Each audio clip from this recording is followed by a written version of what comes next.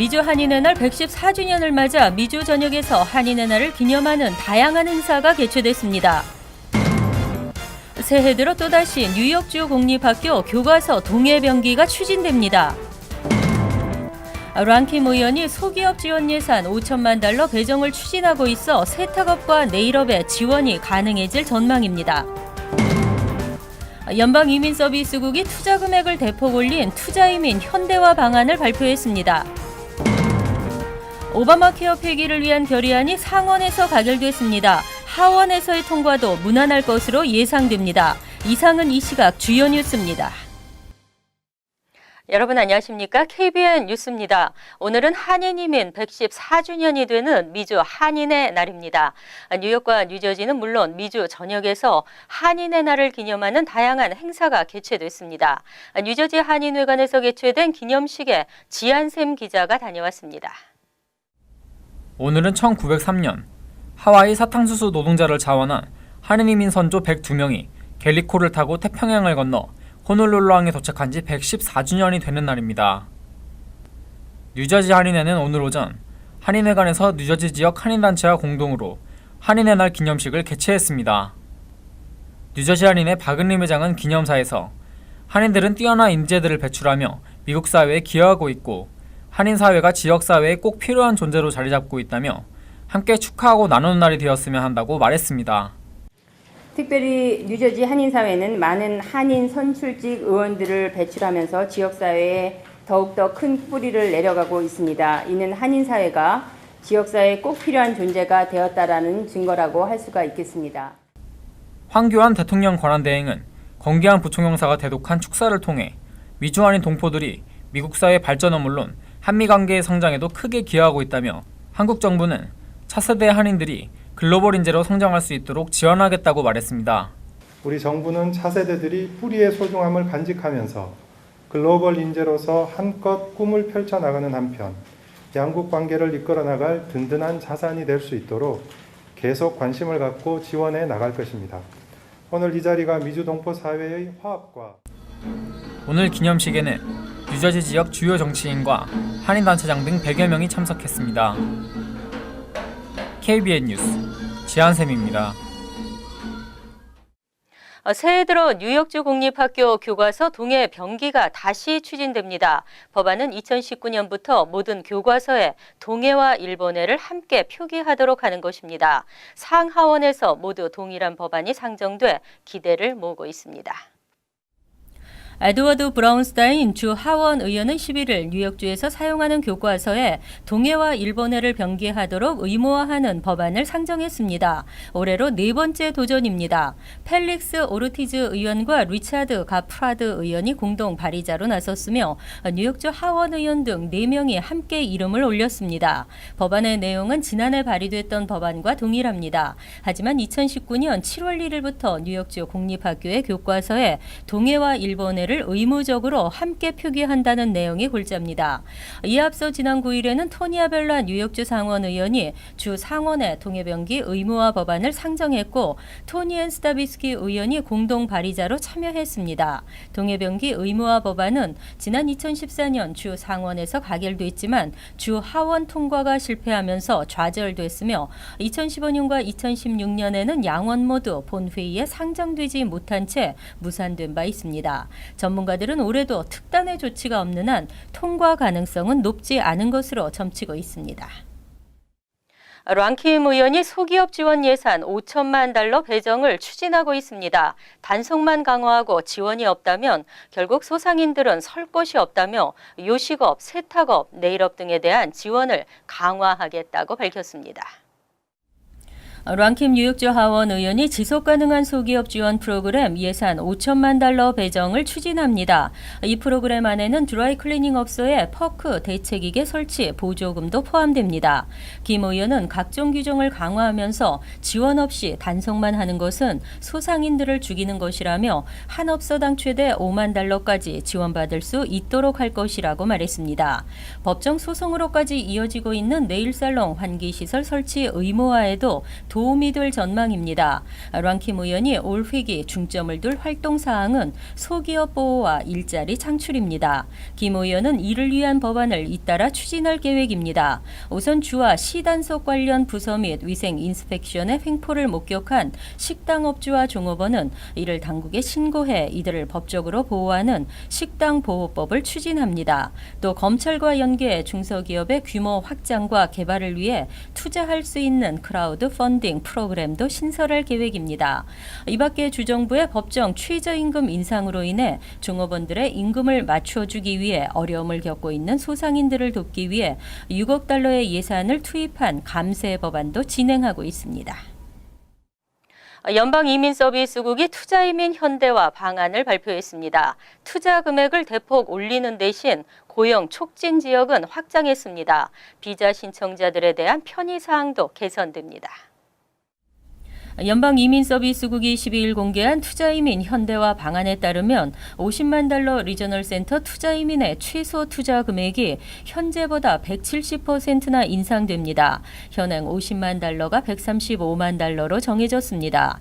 그동안 연방의회에서는 80만 달러를 제한했지만 이보다 55만 달러나 높은 금액입니다. 일반 투자이민의 투자 금액도 100만 달러에서 180만 달러로 오릅니다. 연방국무부는 1990년 제정된 EB5 투자 금액이 지난 15년간 한 번도 수정되지 않았다며 인플레이션을 적용해 투자 금액도 함께 올려야 한다고 설명했습니다.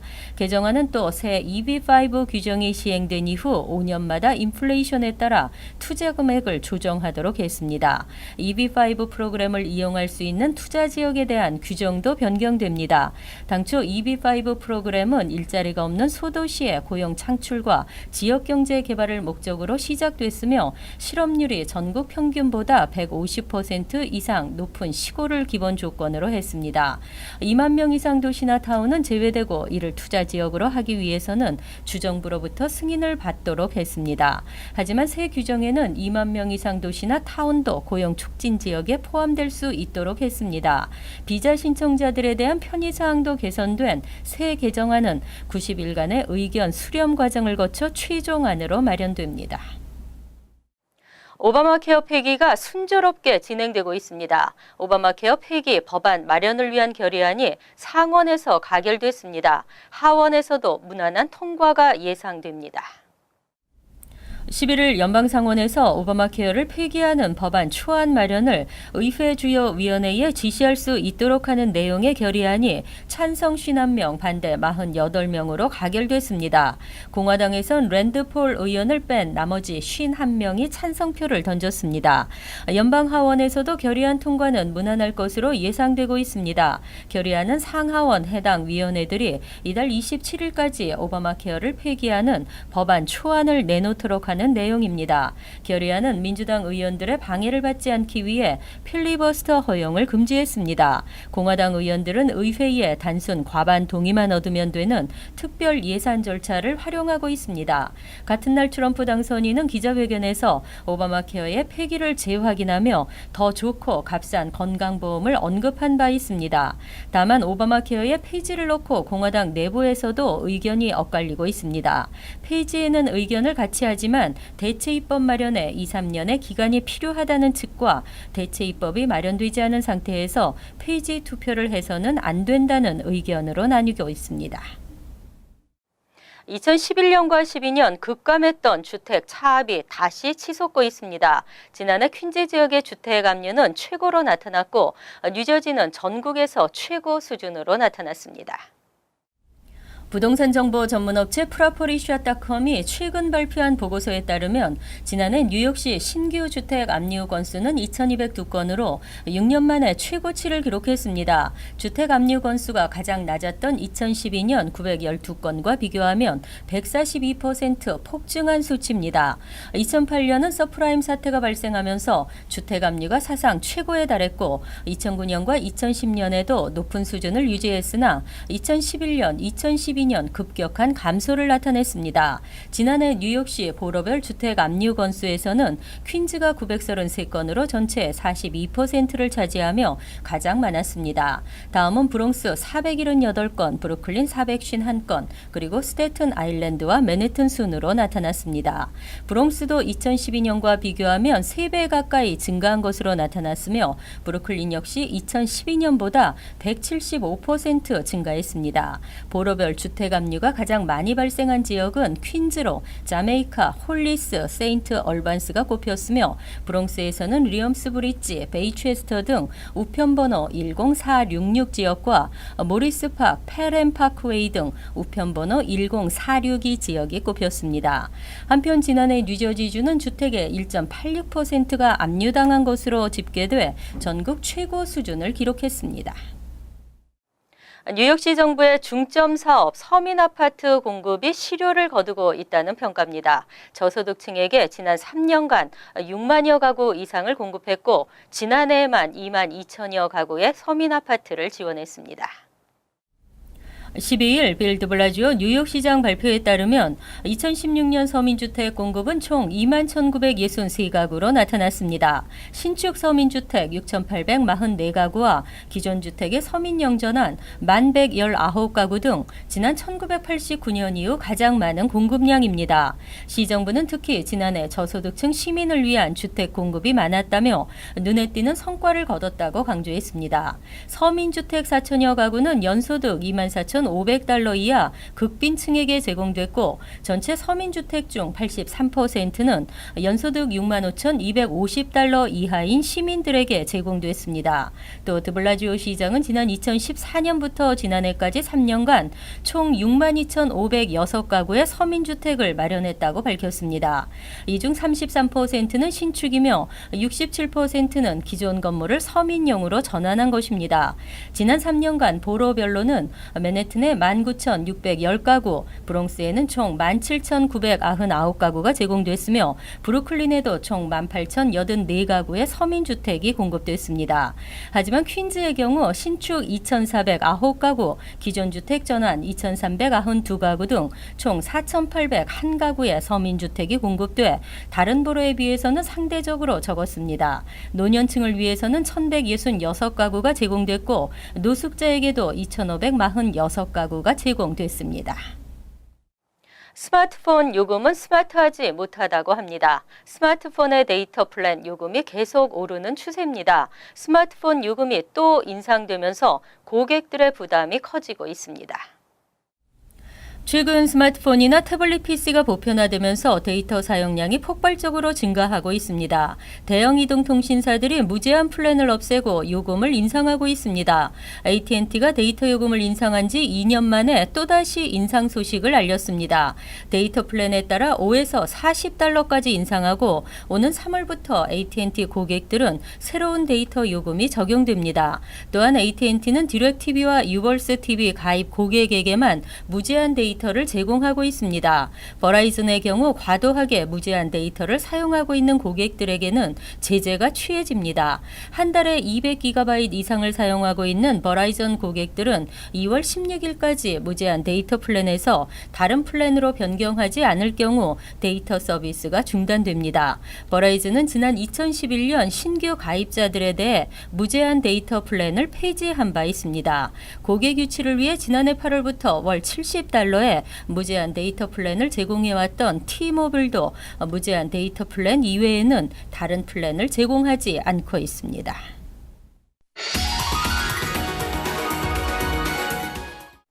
이어서 LA 지역 한인사회 소식입니다. 극심한 가뭄에 시달려온 캘리포니아주가 잇따른 폭우와 폭설로 해갈 조짐을 보이고 있습니다. 미 가뭄 모니터에 따르면 지난해 겨울 우기부터 올해까지 많은 비와 눈이 내려 캘리포니아주의 42%에 달하는 지역이 가뭄 사태에서 벗어난 것으로 나타났습니다. 1년 전 캘리포니아 전체의 면적에서 가뭄 지역은 97%에 달했습니다. 이에 대해 당국은 북가주에 비해 남가주 지역은 가뭄이 완전히 해갈됐다고 볼 수는 없지만 LA와 산타바바라 사이의 일부 지역을 제외하고 전체적으로 심각한 가뭄 현상이 많이 줄어들었다고 분석했습니다. 한편 캘리포니아주 당국은 가뭄 현상이 다소 완화됨에 따라 지난 2014년 선포된 가뭄 비상사태에 대한 해제 여부를 논의 중인 것으로 알려졌습니다. 비영리 봉사단체 파바월드가 글로벌 리더를 꿈꾸고 있는 한인 청소년들을 위한 리더십 멤버십 캠프를 진행합니다. 1박 2일로 진행되는 리더십 프로그램엔 미래 커리어와 대학 생활에 대한 전문 강사와 한국 청소년 정신과 전문의 노규식 박사가 참석해 다양한 주제로 강의를 진행할 예정입니다. 또 학부모를 위한 강의와 각 지부에서 참가한 학생들과 함께 교류를 확대할 수 있는 다채로운 프로그램도 마련됩니다. 파바월드의 리더십 프로그램은 오는 21일부터 이틀 동안 진행되며 파바월드 회원이 아니더라도 누구나 참석할 수 있습니다. 월드리포트입니다. 페루에서는 새해를 맞아 폭력이 벌어졌습니다. 하지만 그 폭력에는 특별한 의미가 있다는데요. 그 밖에 지구촌에서 벌어지는 재미있는 이야기들 모았습니다. 페루의 고원지대 쿠스코. 마을 사람들이 빙 둘러싼 가운데 두 남자가 다짜고짜 주먹 다툼을 벌입니다. 마치 종합 격투기를 하듯 인정사정 없이 주먹을 날리면서 싸움판은 갈수록 격렬해집니다. 살기마저 감돌던 싸움판은 한 사람이 바닥에 쓰러지자 훈훈한 호응으로 마무리됩니다. Para nosotros es una costumbre, una tradición donde los chumivilcanos llevamos adelante esta costumbre cada 25 de diciembre. 주로 남자들이 싸우지만 대결에 나서는 여성들도 있습니다. 격투 자세나 당차게 주먹을 휘두르는 솜씨가 남자 못지 않습니다. Me gustaría que esto siga siempre transcurriendo por el transcurso del tiempo. 격투기처럼 보이는 타카나 구이는 주민들 간의 갈등을 없애고 평화롭게 새해를 맞이하자는 취지에서 시작된 페루의 전통 의식입니다. 참가자들은 격렬한 주먹질로 해묵은 감정을 다 털어버린 뒤 가면을 쓰고 춤을 추며 축제를 이어간다고 합니다. 미국 뉴욕의 타임스퀘어 광장. 한 여성이 가발을 쓰레기통에 넣습니다. 유방암 치료를 받으며 써야 했던 가발입니다. How does that feel? That feels great. Great. I don't have to do it anymore. I don't have to hide. Thank you. 이른바 나쁜 기억 버리기 행사인데 묵은 해를 돌아보고 나쁜 기억을 잊자는 취지에서 마련됐습니다. 빚을 청산하고 싶다며 각종 청구서를 가방 한가득 가져오는가 하면 Basically, I want to be debt free. In order to be debt free, you got to start all over again. So that's the key thing. 2016년 미국 대선을 버리고 싶은 기억으로 꼽은 사람도 있습니다. Trump. And what? I'm hoping for a different president and for Brexit not to happen. One can dream, no? 시민들은 각자 버리고 싶은 기억을 메모지에 적어 벽에 붙인 뒤 후련한 마음으로 새해를 시작했습니다. 독일 크론베르크의 한 동물원. 사육사들이 코끼리에게 줄 특식을 배달합니다. 이번 크리스마스에 팔리지 않은 트리입니다. 그런데 코끼리들이 트리를 거들떠보지도 않고 아예 코로 걷어차 버리기까지 합니다. 대신 관람객들이 던져주는 당근만 골라 먹습니다. 트리가 처음 도착했을 땐 잘 먹었는데 며칠 지나면서 이런 일이 벌어진 겁니다. Das Dumme ist nur, die sind so harzig und so bitter und nach 3 Tagen haben die nicht mehr wirklich Lust darauf und das sieht man jetzt auch, dann gehen die nicht mehr richtig dran. 그래도 풀이라면 가리지 않는 염소들이 트리를 남김없이 뜯어먹어 동물원의 걱정을 덜어주었습니다. 간추린 소식입니다. 지난해 311 한국어 서비스를 이용한 민원 건수는 4,000건에 육박하며 역대 최고치를 기록했습니다. 하루당 이용 건수가 11건인 셈입니다. 이 중 한인 주민들이 가장 많이 한 불평 신고는 집주인에 대한 불만으로 나타났습니다. 그리고 집주인에 대한 불평 신고 내용은 대부분 집수리나 관리로 조사됐습니다. 다음으로 서비스가 많았던 것은 뉴욕시의 신분증 신청 문의와 액션 헬스 신청 문의 등이었습니다. 퀸즈에 위치한 뉴욕시 동물보호센터 고양이 약 450마리가 저병원성 조류 인플루엔자 바이러스 H7N2에 감염돼 임시 거주지로 격리됐습니다. 감염된 고양이들은 재채기나 콧물 등의 증상을 보이고 있으며 90일간 임시 거처에 머물 것이 권고됐습니다. 한편 지난해 11월 12일에서 12월 15일 동안에 뉴욕시 동물보호센터에서 고양이를 입양한 가정은 전염 가능성이 우려되므로 주의해야 합니다. 10일 오후 6시 14분쯤 신원이 밝혀지지 않은 사람이 61스트리트 우드사이드역 동쪽에 있는 트랙에 서 있다가 맨해튼 펜스테이션 방향 열차에 치여 중상을 입었습니다. 피해자는 엘머스트 병원으로 옮겨졌으나 생사 여부는 확인되지 않고 있습니다. MTA 대변인은 현재 사건을 수사 중이라고 밝혔습니다. 하지만 사고로 인해 양방향 열차 운행이 90분 이상 지연되면서 퇴근길 승객들의 불편이 컸습니다. 퀸즈보로청이 커뮤니티 보드 위원을 모집합니다. 퀸즈에 거주하며 해당 지역구에 집이나 사업체를 가지고 있는 경우 신청이 가능하며 오는 1월 27일까지 신청서와 이력서, 자기소개서 등을 제출해야 합니다. 신청서는 퀸즈보로청 웹사이트에서 다운로드할 수 있습니다. 자원봉사직인 커뮤니티 보드 위원은 월 1회 미팅에서 자신이 속한 보드를 대변하게 됩니다. 발표는 4월 1일 전으로 예정돼 있습니다. 다음은 시사 컬럼이 이어집니다.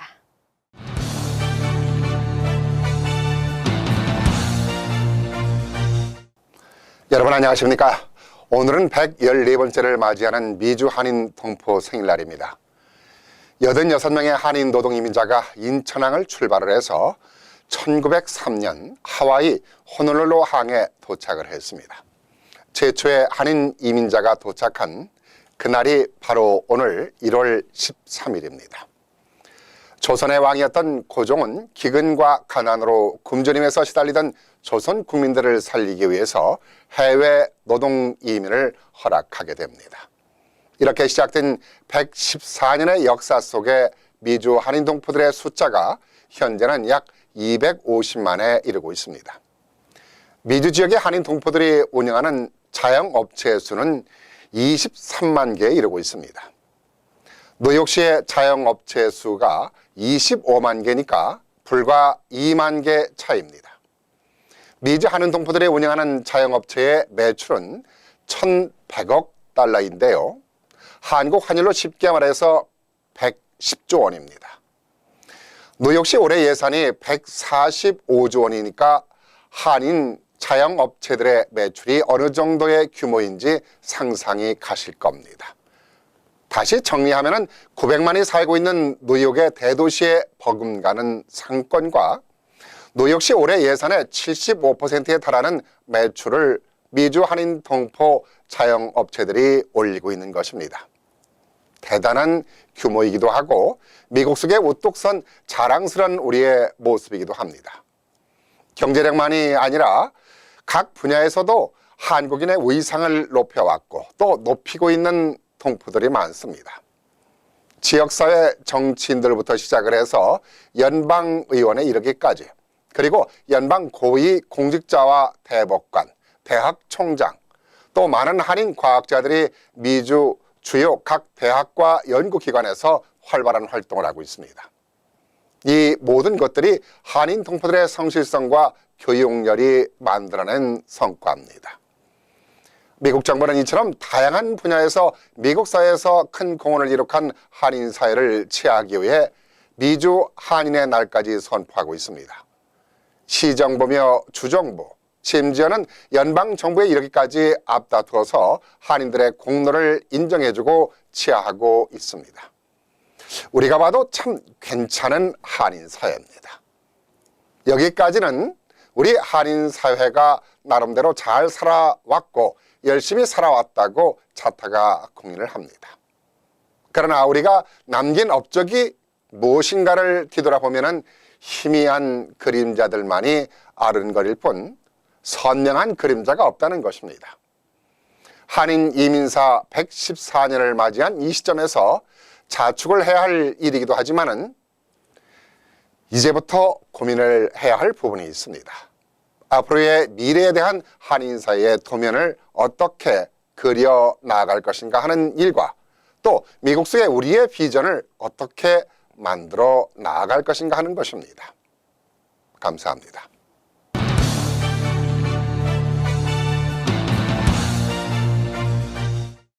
환율과 증권 소식입니다.